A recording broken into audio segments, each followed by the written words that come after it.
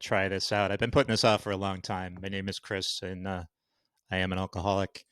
And I did create a website a while back. Back in actually the date was July 6th of 2022 to do this exact same thing and just relay my story as far as my alcoholism and relay it to um, people out there who might be struggling with the same thing, and maybe that will touch someone and help someone. And I put it off. I put it off for a long time. I put it off for over a year. You really have to build up to sit down and talk about this. I have other channels which are great. Nothing to do with substance abuse or anything like that. Those are easy to do. um, this one is not. So my story, real quick, to sum up real quick, and I did take some notes here just so I don't forget anything. I started drinking when I was 21 years old. My father drank beer, did shots. I've seen him passed out a few times on the floor. I don't think he ever went to the extreme that I did, which I'll discuss. I can recall when I was a little kid, my grandfather sitting at his table drinking beers. I don't recall him drunk. I was a little kid. He died when I was very young. But my dad did drink. He drank a lot. He went to the bar a lot. He would used to take me to the bar, and I used to go over to the comic book shop and get comics, and he'd sit at the bar while I was getting comic books. And I swore that I would never, because he's sometimes he was a mean drunk. He didn't beat me or anything. He'd hit me. It was the 80s. It was the 70s, the 80s. It was different times. If I shot my mouth off or something, which was very rare, you get a hit on the arm, but it's not like I was being abused or anything. But I did promise myself when I was younger in my teenage years that I would never be like that. I would never be my father. I would never drink to that extent, or never drink really. My friends did in high school. I may have had a wine cooler towards the end of high school, maybe 19, 20 years old, when my buddy and his girlfriend got an apartment. They had parties there all the time. Never drank at them. Like I said, maybe grab a wine cooler. And then when I was 21 years old, I had two jobs. I was working here at Kodak, which is, if you work for Kodak back in the day, you were kind of set for life. My grandfather, my mother, other relatives retired from there. And that was pretty much it. You were set. But when I got there, you were a contractor, or I forget exactly what the name was for it. But the contract only lasted so long, and they decide who to hire and who to let go. So I did let go. So I was working there, and I was videotaping weddings on the weekend. So I was making pretty good money because I was working pretty much 7 days a week almost. And I would go out with my buddies, and we would go get beers. It was mostly beers, maybe a shot here and there. It was beers for years. Um, then I got to 23, 24 years old. I met a lady, a very pretty lady, very smart lady, who I married. I married in 1996, I do believe.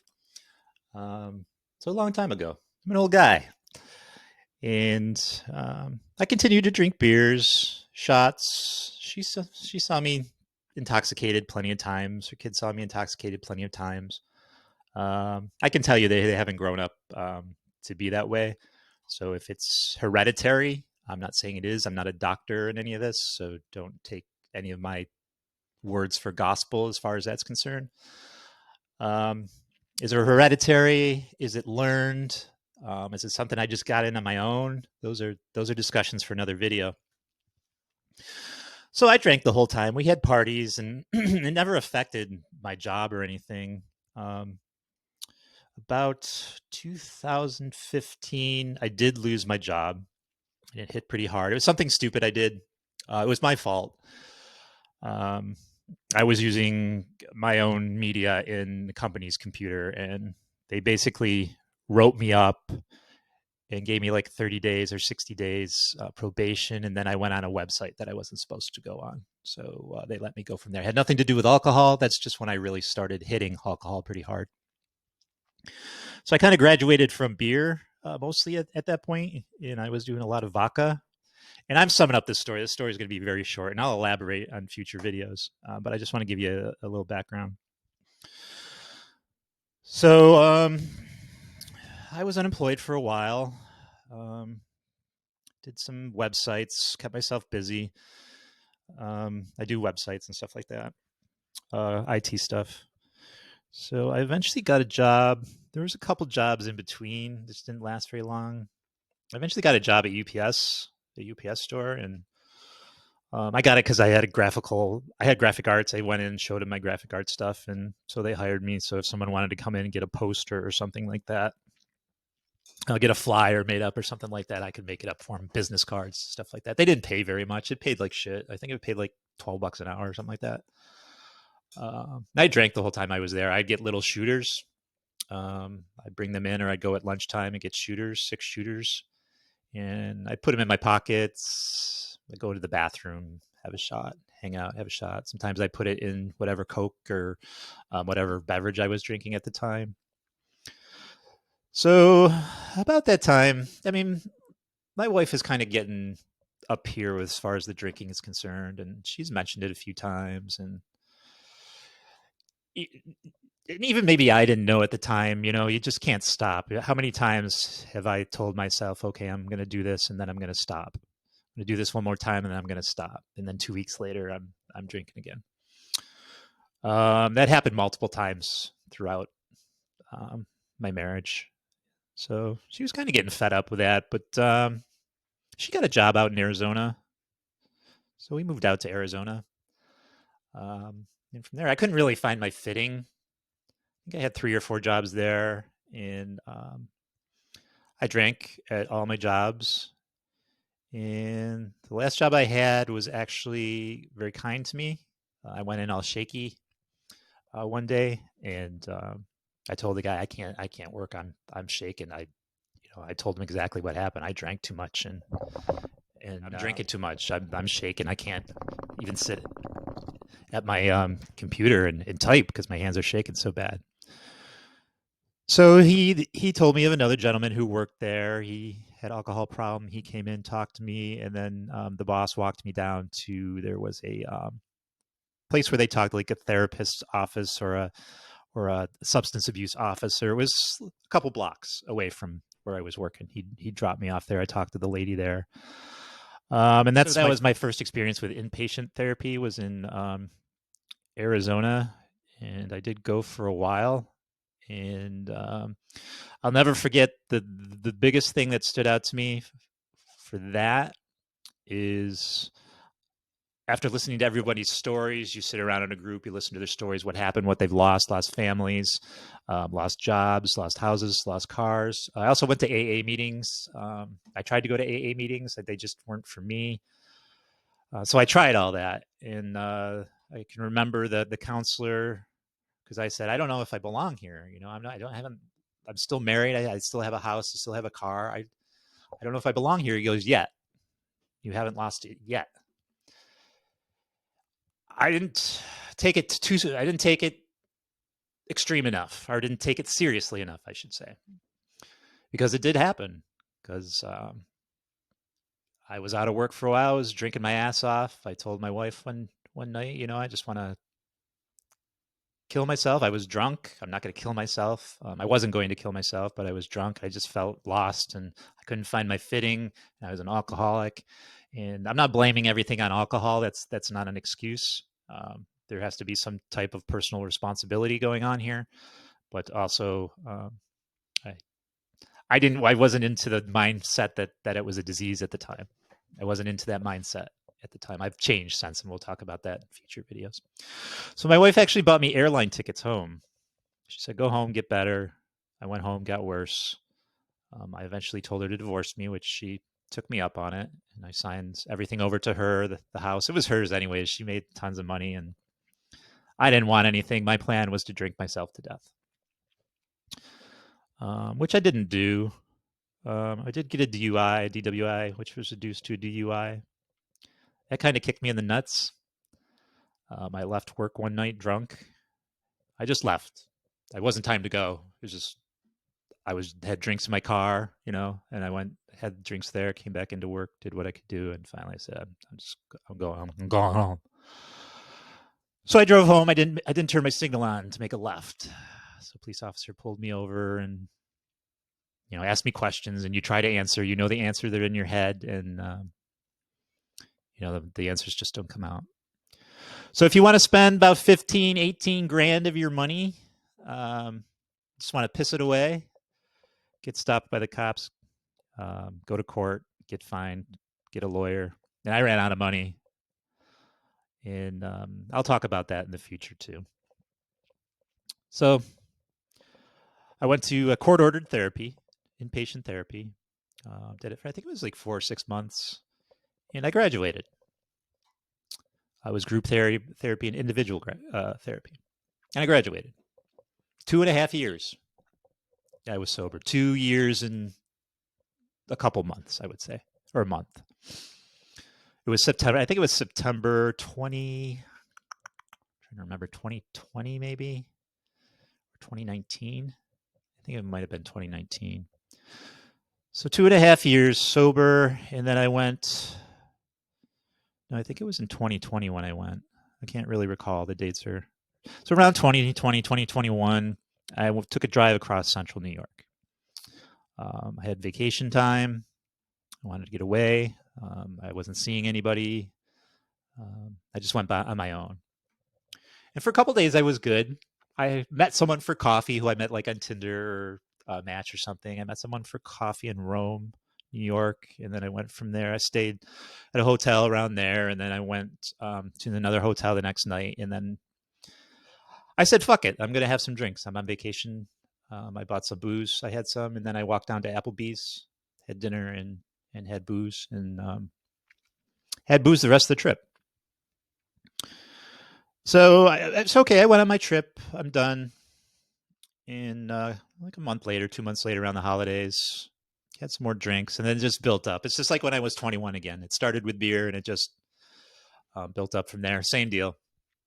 Just have it one, and I'm on vacation. 2 months later, yeah, it's the holidays, and then it goes from there. So I lost my job due to booze. I broke my ankle packing, which I was drunk at the time. So who knows if that was due to booze or I'm just a klutz or both. So I spent a couple weeks in the hospital, came home, recovered, was using a walker and everything. Found a short-term job, a contract job, February of this year, actually. And it lasted a couple months, and I only knew it was going to last a couple months, and I left on good terms. I didn't drink during it or anything. So I haven't worked since then. I haven't worked since April 14th of 2023. I've been looking. I've had interviews up the yin yang. And I met a very nice girl, a very nice lady who I love dearly. And I would never drink around her. She had a couple kids. And I wouldn't drink maybe every 2-3 weeks. I'd have a drink like Monday or Tuesday, and I would see her on the weekend. So I would make sure I was fine by the weekend. So about end of August, I know it's September now. So last month, I watched her house for her. She went away with her kids, and I watched the house.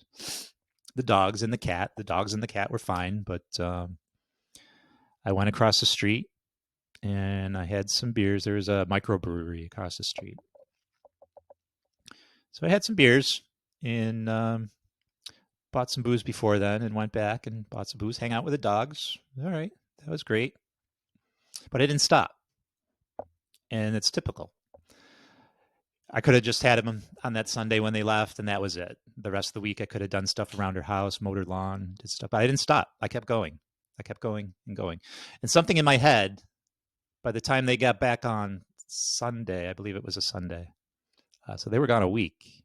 I was binging for a week. They came back at 5, and for some reason my drunken head thought they were coming back at 10 p.m. And there's like bottles in this tote, and I've got a bottle next to me, and I'm laying on the bed, and I forgot all about the kitty litter, to change the kitty litter. And then I don't think that had anything to do with booze. It had to do with I'm an idiot. I might have probably figured it out.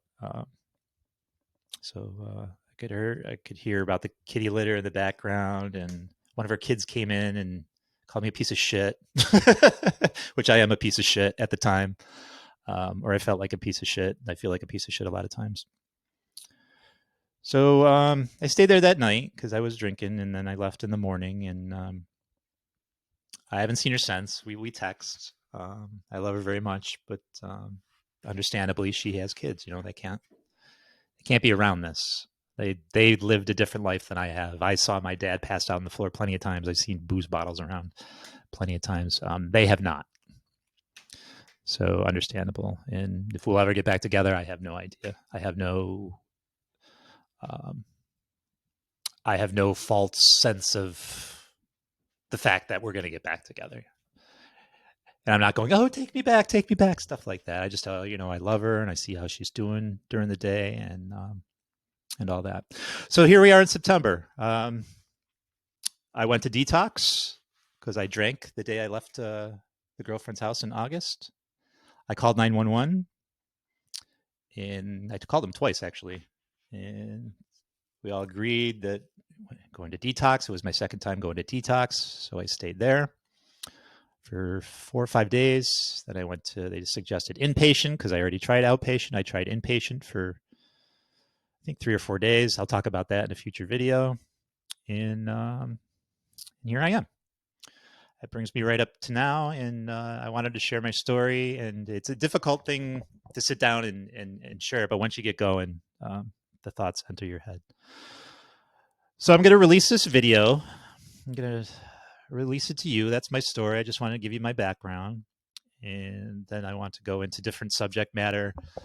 I've got different topics I want to talk about, elaborate on kind of what you would experience if you go to inpatient or outpatient, what detox is, what a DWI is like getting. So hopefully what I tell you, and I went to the extreme. I did things to the extreme. I've been through the extreme. I put myself and others through the extreme, all for the name of alcohol. We'll talk about, is it a disease? Do I have a mental disorder? I'll talk about my depression, my anxiety, all of that. I'll get that all out. I just want to do an introduction video. So that's it, gals and guys. We'll see how this goes, and see if anyone's interested. And the next time I feel like sitting down, I'll grab a topic and I'll talk about it. And hopefully I can help somebody out there. That's my mission, is to maybe reach someone, an individual, bunch of individuals who are starting down that road. You don't want to go down that road. You do not want to lose everything you have. So we'll talk about that. All right, gals and guys, I thank you very much if you made it to the end. I appreciate it. Obviously, you say it at every end of every YouTube channel, every video. Please subscribe, like it if you like it. Please share. Definitely share. If there's someone in need, if there's someone who's having a problem. And you're not going to change anybody's mind. You're not going to change an alcoholic's mind. They're not going to get help unless they want help. So don't push it on any of them. Suggest it. Don't push. It's not going to do them or you any good. And then hit the bell for updates. And all right, we'll take it from here. Thanks for listening. Bye-bye.